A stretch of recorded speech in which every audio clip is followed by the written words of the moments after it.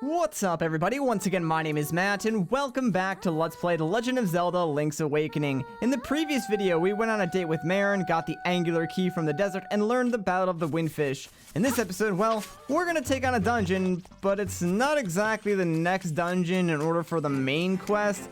This is technically an optional dungeon. So, for those of you who don't know the history of Link's Awakening, this was originally a Game Boy game, meaning that it was completely in black and white. When they released the Game Boy Color, they re-released this game as Link's Awakening DX, and the remake on the Switch is actually based off of the DX version of the game. Now, in the DX version of the game, they introduced a brand new dungeon to showcase the capabilities of the Game Boy Color, that being its color screen. So the dungeon we're going to next is actually the Color Dungeon. However, I want to make note, this is entirely optional, it's not required. However, I would highly recommend it because the reward is pretty awesome. Anyways, going into the library, yeah, just ram into the back shelf, knock down this book, a la Link to the Past, and you get this message, The Hidden Power of Color. Do you want to read the book? Sure we do. There's a new world of color under the 5 gravestones. 3 up, 4 right, 5 up, 2 left, and 1 down. Remember this code, you will need it. I'm gonna write it down real quick for myself. I don't believe it changes per file, so if you're following along, you probably could use my video as a guide. But try it with all your might, and you may open a new path. Are you worthy to receive the power of color? What's this world of color about? Maybe you should try it and see. Maybe we shall. Now, if you're not sure where the graveyard is, check your map, because if you've been following along, you should have seen just like a tiny fraction of it when we were going through the mysterious woods. The witch's hut where you get the magic powder originally for the toadstool is actually right next to the graveyard. So you could, by all means, go through the mysterious wood, but there's a much faster way.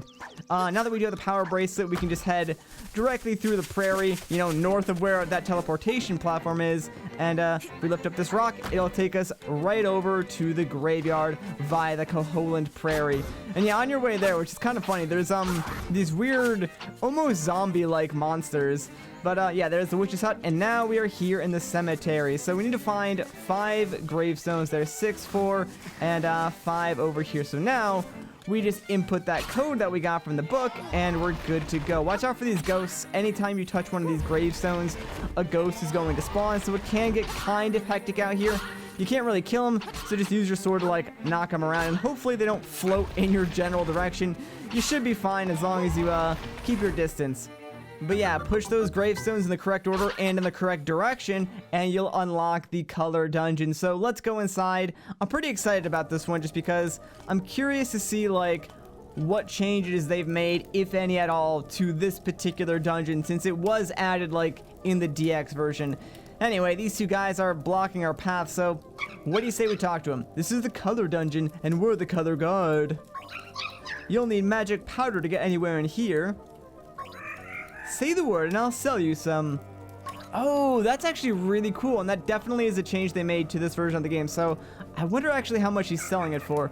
No, you already have all you need. Oh wait, am I actually full on magic powder? Because yeah, you will need it for this dungeon. So yeah, I already have a full bag of magic powder. So I guess that's cool. And being able to buy it up front means that we probably won't need to leave this dungeon should we run out, because that was actually a problem in the, I guess, the DX version of this game. Like, if you ran out of magic powder, you'd pretty much have to leave. Real quick, so yeah, color is like a main thing in this dungeon. What you want to do is make all these switches blue, so you can do so by just like hitting the top left and bottom right switch, and that'll make them all blue and cause that chest to appear. So, this being the Color Dungeon, like I said, color is going to play a huge, like, role in it. And, the reason, like, those 2 guards were there in the first place was just because, if somehow you were able to play this game on, like, a regular Game Boy, you wouldn't be able to get past them, since, like, they asked you what color they were wearing. And if you solved that puzzle, you'd be able to, like, continue on through the dungeon. But even still, you wouldn't be able to complete any of the other puzzles. Also, this room is entirely new on the remake. It kind of reminds me of the Chris Houlihan room from Link to the Past, if any of you guys are familiar with, like, that sort of mythos. But, yeah, I'm not sure if that room is supposed to be, like, a reference to it or not, but it certainly does remind me of it, even right down to, like, the layout of the blue rupees.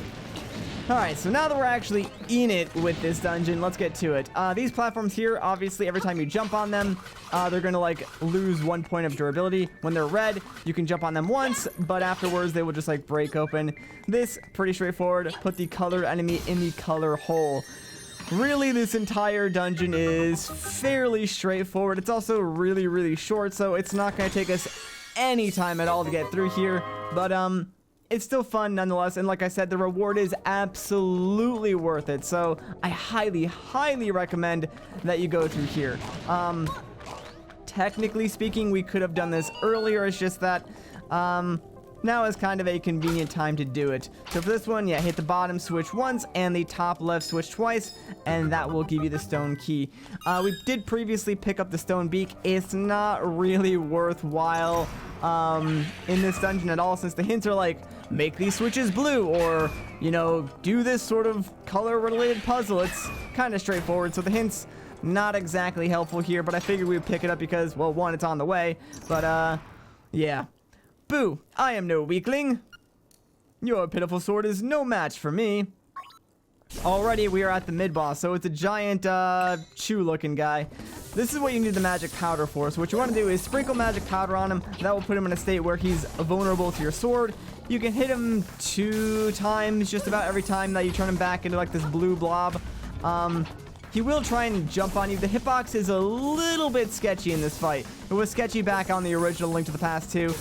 It's kind of weird how they didn't, like, fix any of those hitbox issues in the remake. I guess they wanted to, like, be as authentic as possible, but it would have been nice if they fixed, like, the hitbox in this fight and the mini boss of the temple with, like, the Dongo's Cavern like boss. I forget what his name was, but yeah, if they fixed that, it would have been nice. They didn't, so we're just kind of stuck with it. You may end up taking an extra hit or 2 here or there as he jumps down on you, because it is a little bit weird like that. But yeah, after a while, he does go down. I feel like he took more hits in this version than he did in the remake, but maybe that's just my mind playing tricks on me. Thankfully, he does drop a fairy, so we're back at full HP. And yeah, I know, Compass, there's a key in this room. In fact, there's a pretty big, important key in this room, because already, well, we're gonna get ourselves, dun-da-da-da, the Nightmares key. Yeah, I know. It's really early on in this dungeon, but don't worry, there's still plenty more dungeon to go. I'm gonna try and go through here as quickly as we possibly can, but yeah, there's still quite a bit left. You get the Nightmares key fairly early on. So let's make our way back through the dungeon now, and we actually want to go back to that room where we first saw, yeah, these 2 enemies, because, yeah, we can go south here, so get out of my way, buddy. I've got things to do. Oh, by the way, these, like, weird, I guess, slime monster enemies, yeah, they're just, like, camouflage in their color tile. I think it actually looked better on the Game Boy Color, since they matched the tile perfectly, and they were actually much, much harder to see, but whatever. I guess the effect still kind of works on the remake, although not as great.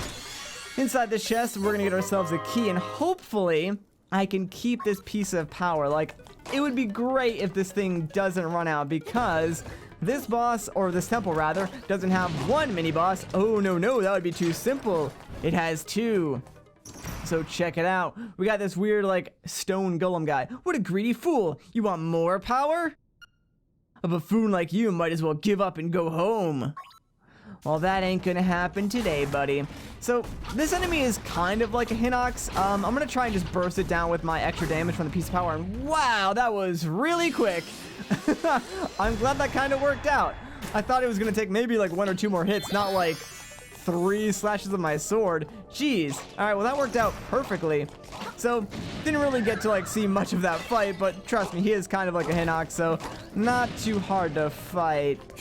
Lifting up this pot, that reveals a button. We can use that to unlock the doors, and I think this way actually goes towards the boss, so, yeah, I don't want to do anything in here just yet. There's a couple more rooms up north that we can do a couple of things in. In fact, I think there's a key that we need to get in one of these rooms, so make sure you go north first and don't go left like I did there. Also, I think in this room we can get ourselves a chest. Yeah, by defeating all the enemies. And honestly, this is kind of weird because they give you the dungeon map basically at the end of the dungeon. not exactly helpful. Oh, I forgot about this room.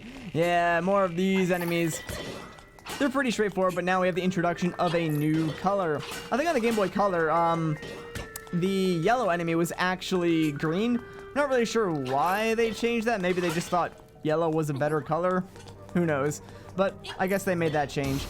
Anyways, yeah, once you put them all in the correct hole, bam, you get yourself a small key. Reminds me of that like little puzzle game you would give to like preschoolers where they give you like 3 or 4 shaped blocks. You had to put them in the right hole. That's kind of what that puzzle reminds me of. Alright, darn, I was kind of hoping I could get a heart there. So this puzzle looks complicated, but it's really not. Just hit the leftmost switch, then the rightmost switch, then the top, middle, and bottom middle. And just like that, you'll turn them all blue and you can move on through that room. Yeah, it's definitely one of those things that looks a lot harder than it actually is. All right, can I get a heart? Hey, perfect. There we go. All right, well, I guess we're not getting anything else. We don't really need it anyways. Let's just finish this dungeon up. I'm pretty impressed with like how quickly we were able to get through here. As I've been saying, this dungeon's not long at all, but hey, you know, I'm glad we did it when we did it just because it's gonna help us out a bunch. Anyways, here's our boss. This is safe. I'm safe. Right, so this is the hard hit beetle. This boss is kind of interesting. It's not really difficult, but you'll notice as like you hit him with your sword, his top shell will crack and change colors. So what I recommend doing is having Rock's Feather equipped and just like jumping over all of his projectiles. Step back, take your time. He's gonna try and like bait you into leaving him alone. But ideally what you want to do is avoid all of his projectiles and these extra enemies. This fight can get kind of hectic. And just keep dealing damage to his shell. When he's red like that, yeah, if you hit him once, he will die completely. So that is it. It's a pretty easy boss, but it can get out of hand if you don't take it down quickly. So I recommend just like going hard on that boss and ignoring everything else. Sadly, we don't get an instrument, but we do get to see a great fairy. Welcome, Link. I admire you for coming this far. I will give you the power of color. If you want offense, choose red. If you want defense, choose blue. Which power do you want?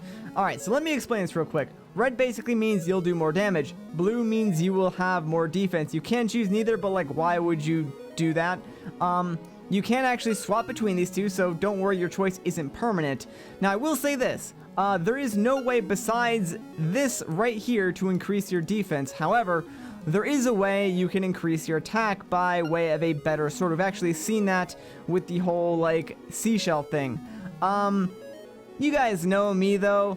I'm kind of one who always plays really offensively, so I think I'm actually going to choose red mail. But just know that at any point we can come back here and switch to more defense if we need it. This also changes the color of your tunic. Are you sure you want the red mail? Yes, I am. As you wish, so shall it be. Alright, let's do it. Relax and close your eyes. My eyes are wide open. You can't fool me, fairy. Bam! Look at that. We got the red mail. Your body is full of energy, and it's ready. I will now take you outside. Well, ain't that just convenient? We don't even gotta, like, walk outside, although there was a teleportation location, like, in the room prior, so really wasn't that far. But just like that, now we have extra damage. So it kind of acts like we have a piece of power on all the time, which is why we can, like, just fling enemies way across the map and, like, way farther than we could normally. So it does definitely have its advantages, and I'm kind of glad that I chose red just for that reason. So now that all that is done, we could basically make our way to the next dungeon now, but I'm not really sure I want to start that. So real quick, let's just stop inside the shop and see if they've got anything new in stock. They should, but I don't think we can afford anything. Yeah, so they have a bow and arrow for 980 rupees, geez, and a chamber stone for 1280 rupees. Sadly, we can't afford any of that right now, so looks like we're going to be coming back way later once we get more rupees. However, I'm pretty sure Trendy Game actually got some new items, so let's peep this out and see if we can't get any more cool collectible things. Like, for instance, that seashell. There's also like a Chow Chow figurine. We might get that too. We'll see. Alright, let's do it and just like cross our fingers that the game is nice to us. I've sort of like had pretty decent luck with this game outside of like the very first episode. Anytime that I've played it, I've done fairly well. I've got the hang of it now, so yeah, look at that, right on top of it. All right, that should be a shoo-win for us. If it's not, I'm gonna be really upset. The only thing I really hate about this game is just like the physics and how it works. Are you kidding me? I was just gonna say, yeah, things tend to fall out of the crane even after you get them. It's like a real crane game, I swear. All right, hopefully we can get it this time. It's a little bit to the right, but that still might work. In fact, that might work to our advantage just because when it does move over to the end, it might just shift it back towards like the set. Really? Come on, game. Bro. I'm getting scammed right now. This game is such a ripoff. I was just saying how like, oh, I've been practicing. You know, I got this. It's easy. I don't think that's gonna work. Actually, you know what? That might grab it. Maybe. Come on. Just give it to me, please. What? Bro. How? How does this keep happening? How does this actually keep happening? This is unbelievable. I don't even know what to say about this. I mean, I've landed on it every single time. It's just like, it gets bounced around in the crane and just falls out. I mean, there's really nothing I could do about that, right? Oh my god, okay. It fell out, but at least it landed on the freaking conveyor belt. Ah, jeez. All right, you know what? No, I want the freaking figurine just because I gotta prove that I can actually do this game. I mean, I could, I guess, go for the red rupee, but actually, that's not exactly great. All right. Yeah, it's not even gonna grab it. That stinks. Oh, wait, hang on. Oh, grab by the butt. Oh, man. Had my hopes up, had them dashed. The crane game, man. That's just how it is, I guess. All right, one more time. How many rupees did I spend on this stupid game? I feel like I probably spent like 100 rupees just getting these items. Oh, that's good. All right, we got it for sure this time. As long as it doesn't freaking roll out of my crane, it's good. I mean, out of all the things that should roll, it would be the ball, right? And of course, it's going to be fine. Of course, it's going to be fine. For whatever reason, the seashell just wanted to fly away into outer space, but the freaking actual circular object just stayed right in the middle of the crane. This shell was not worth it at all, but whatever. I'm glad that we got it, and I'm glad that we got this stupid figurine. I hate the Trendy game. I really do. I don't even like it. I never want to play it again. It's the absolute worst thing ever. The owner's a scam. The whole building's a scam. Anyways, now that all that is done, what do you say we make our way over to Telltale Heights because, well, we got the, you know what? I actually want these 2 blue rupees since I spent so much money on the Trendy game. I need to recoup some of my losses. But yeah, as I was saying, let's go over to Telltale Heights. Since we do have the angular key, we can actually open up that keyhole that we saw near the waterfall. And like the owl friend said, the waterfall is the location of the next dungeon. So I think we'll take that on in the next video. If you guys enjoyed this part, a like rating would be greatly appreciated. If you want to see more, consider subscribing. But once again, guys, my name is Matt. Thank you so much for watching, and I'll catch you in the next one.